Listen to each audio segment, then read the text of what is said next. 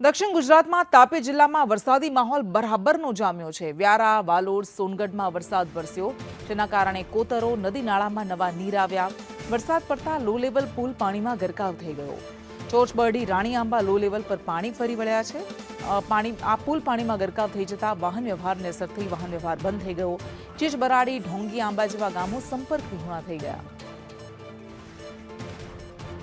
આ દ્રશ્યો મેં આપને બતાવી રહ્યા છે। તાપીમાં પણ સતત સારો એવો વરસાદ વરસ્યો અને એના કારણે સ્થાનિક નદી નાળા, વાલોડ, સોનગઢ આ બધા જ ગ્રામ્ય વિસ્તારો છે કે જ્યાં વરસાદ વરસ્યો અને એના કારણે કોતરો, નદી નાળામાં નવા નીરની આવક થઈ છે। વધુ વિગત સાથે સંવાદદાતા અનુપ જોડાયા છે। અનુપ, તાપીમાં કેટલો વરસાદ વરસ્યો, હાલ વરસાદ વરસી રહ્યો છે કે કેમ, અને શું માહોલ છે અત્યારે તાપીના ગ્રામ્ય વિસ્તારોમાં ખાસ કરીને?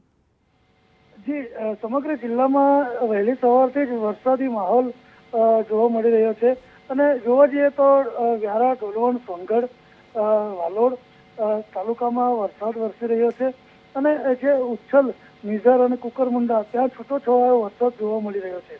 ત્યારે જોવા જઈએ તો વ્યારાના લખાલી ગામે જે કોઝવે આવ્યો છે એ કોઝવે ઉપર પાણી ફરી વળતા ચીચબરડી, રાણી આંબા ગામને જોડતા જે રસ્તાઓ છે તે બંધ થઈ જવા પામ્યા છે અને ઘણા લોકો અત્યારે જે સંપર્ક વિહોણા બન્યા છે।